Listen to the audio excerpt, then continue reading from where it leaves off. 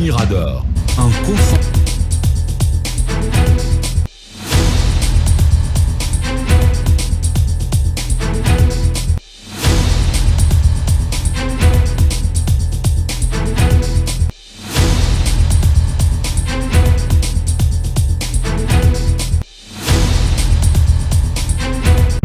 Mirador, tour de chauffe. Nos chroniqueurs se déboutonnent sur le vif. Lincoln Talibé, on poursuit notre tour de chauffe. Cette fois-ci, on s'intéresse au procès des événements du 28 septembre 2009.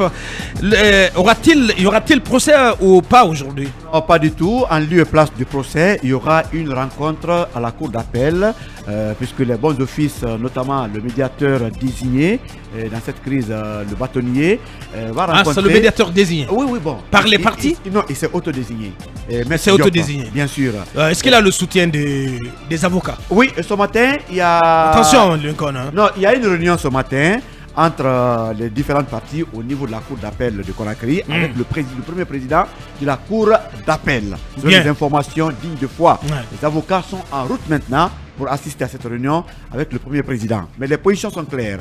Les avocats sont encore droits de leurs bottes. Si le ministre ne bouge pas d'un iota, la majorité des avocats continuera à boycotter ce procès. Le procès.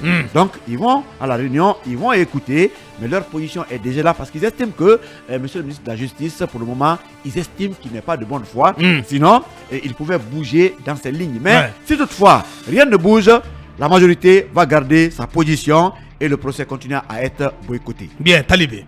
Oui, c'était quand même une situation dommageable pour un événement aussi important que le procès des événements du 28 septembre. C'est quand même un des grands chantiers de cette transition. Oui, que ce procès, justement, qui est, à toutes les fois qu'on parle, en tout cas du bilan du CNRD dans le domaine de la justice, c'est d'abord le procès des événements du 28 septembre qu'on montre, qu'on brandit à l'opinion nationale et internationale. Donc c'est un procès qui engage la crédibilité du CNRD, la crédibilité du gouvernement, la crédibilité de l'État guinéen. Parce que l'État a également pris des engagements auprès de la communauté internationale à travers la CPI pour justement tenir ce procès jusqu'au bout.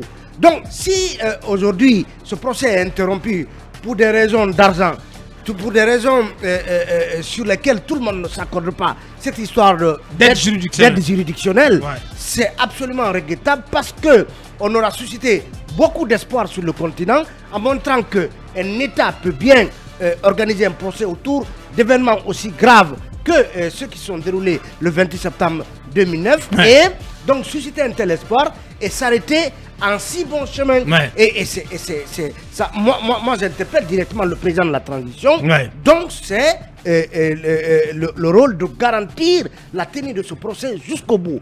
Et donc aujourd'hui, est-ce qu'on peut dans un premier temps suspendre le boycott de ces avocats pour que le procès continue son cours et que des négociations aient lieu parallèlement jusqu'à ce qu'une solution soit trouvée pour qu'on décante le bon grain de livret? Est-ce qu'il y a vraiment des accusés dont la situation de la bourse personnelle ne leur permet pas de prendre en charge des frais d'avocat?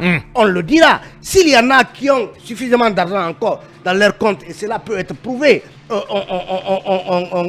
on dispensera ceux-là de cette aide juridictionnelle, mais ce serait quand même très dommage que ce procès s'arrête là ou que ce procès souffre des semaines encore parce que tout simplement il y a des questions d'argent qui se posent. Moi j'ai parlé avec un avocat qui disait que lui au début il n'était pas favorable à cette question d'aide juridictionnelle, mais il y a eu une sorte de corporatisme, si je peux le dire ainsi, c'est-à-dire que les avocats et des partis civils et de la défense ont voulu être solidaires pour s'engager dans ce mouvement. Même si la vérité n'est pas forcément dans le nombre. Oui, c'est ce que je dis. Attention. C'est ce que je dis. Donc aujourd'hui, il faut que ce procès reprenne. Il faut que le ministre de la Justice accepte de s'ouvrir à des discussions plus fructueuses pour que, comme je l'ai dit, ce procès reprenne et qu'une solution soit trouvée un peu plus tard, lorsque, en grand garçon, en grand monsieur, les avocats et le ministère se seraient retrouvés pour aider à trouver une solution à ce problème. C'est un défi, ça doit être un défi personnel pour Charles White de s'évertuer dans le meilleur délai à faire débloquer cette situation afin que le procès reprenne son cours normal. Non, c'est la mission de Charles White de faire en sorte que ce procès se déroule au quotidien, dans les bonnes conditions, les conditions les meilleures, jusqu'à son terme, ou jusqu'à ce que eux ils laissent la place à d'autres, parce qu'on suppose que ces procès ne prendra pas fin forcément sous cette transition. Mais quand ils sont là, jusqu'à ce qu'ils partent, c'est sa mission justement de faire en sorte que cela se déroule. Malheureusement, ce n'est pas le cas. Donc c'est un défi là pour le président, lui, de faire aussi en sorte que sa volonté politique ne prenne pas un coup. Et là, malheureusement, c'est le cas. C'est le cas. Et je pense que le premier obstacle rédhibitoire à une solution idéale à ce problème, c'est d'abord le fait qu'il y a tout un débat d'école qu'il y a autour du concept d'aide juridictionnelle. Quand certains pensent qu'effectivement, l'aide juridictionnelle, selon la loi autour de la question, permet à ces avocats donc d'en bénéficier, il y a d'autres qui pensent que ce n'est pas le cas. Alors, quelle est la solution médiane? Est-ce qu'il faut rapprocher toutes les positions pour faire une rélecture du texte, ou est-ce qu'il faut peut-être retoucher le texte, mais en attendant, faut-il trouver une solution? Peut-être jurisprudente, je ne sais pas comment on va le dire. En tout cas, il faut débloquer la situation. Je pense que de part et d'autre, il faut quitter, si vous voulez, la belligérance, se retrouver, trouver une solution médiane, débloquer la situation.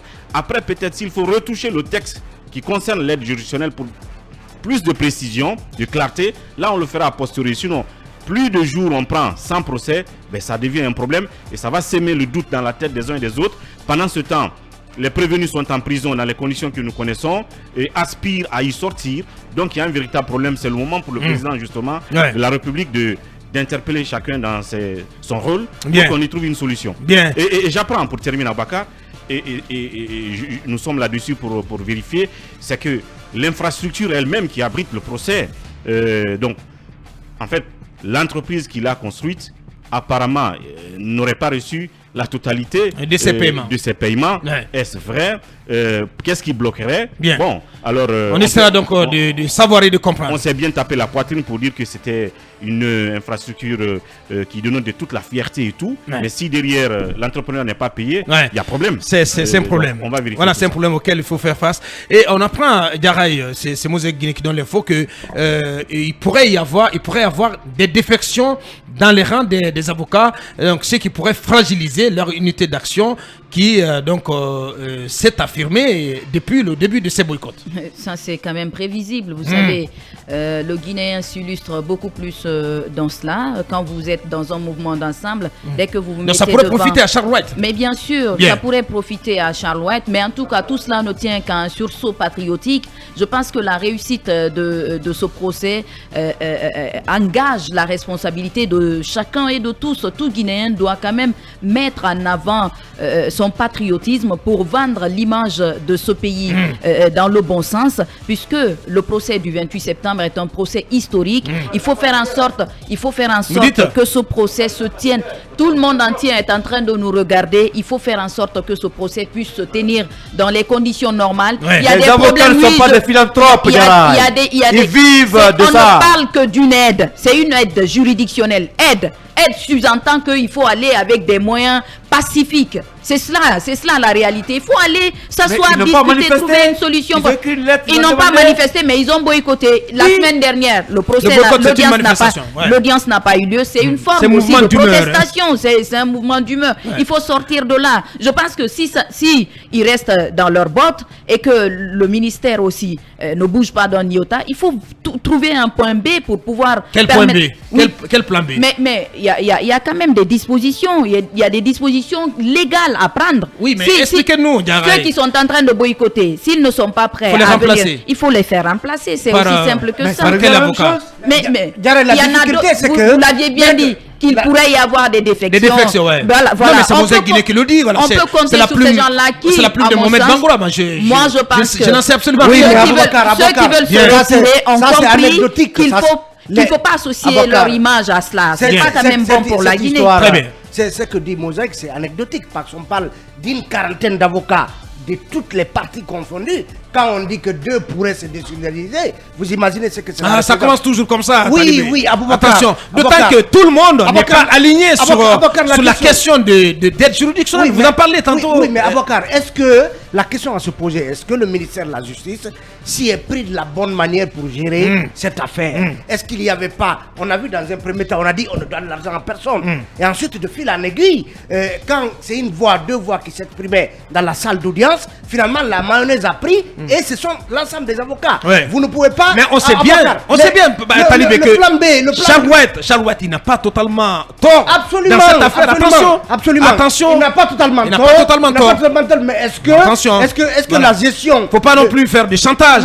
Moi, j'ai bien aimé la plume assez alerte et féconde de Maître Traoré. C'est pas n'importe qui. Quand il s'exprime, quand il prend la parole sur cette question d'aide juridictionnelle, il n'est pas en phase avec ses confrères. Il y a les voix contradictoires également. Bien. J'apprends que la réunion même est annulée. Aboubakar, j'apprends que la réunion elle est reportée. Il n'y a pas de réunion possible. Non, des avocats estiment qu'il y aurait actuellement la politique divisée pour régner. Bien, on serait en train de tirer d'autres parmi eux pour affaiblir le mouvement. Bien, Manu et Mamadou Dia, voilà. Chacun pour une minute. Comme c'est une politique, donc c'est politiquement correct. On a affaire quand même à un ministre. Donc, bien. Moi, je pense sincèrement, Aboubakar, que pour la tenue du procès, pour la crédibilité de la Guinée, il faut surseoir à ce mouvement de boycott.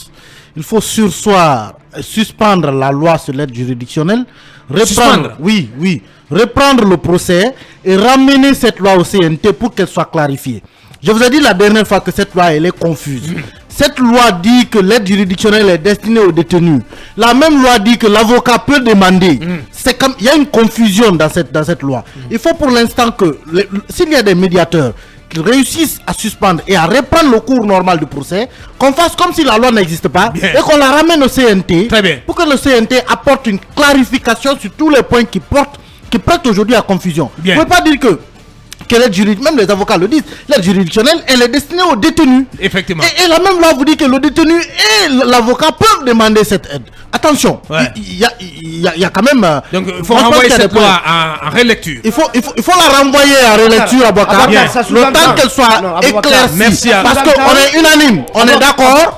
Ni les avocats n'ont pas totalement tort dans cette affaire. Le ministre de la Justice n'a pas totalement tort dans cette affaire. Ça veut dire que quelqu'un a tort. C'est celui qui a fait la loi. Ramenez-lui la loi. Bien, allez-y, Mamadou Dia, en 30 secondes. Moi, je ne vais pas faire de juridisme de comptoir. Maintenant, le problème est que la Guinée doit recevoir de l'aide parce que ce tribunal est placé sous le sceau du statut de Rome. Effectivement. Donc, mais pour le moment, on ne voit pas l'argent. C'est différent du tribunal spécial de Freetown qui avait été financé à plus de 300 millions de dollars par les États-Unis et la Grande-Bretagne, qui avait été présidé par un ancien avocat américain.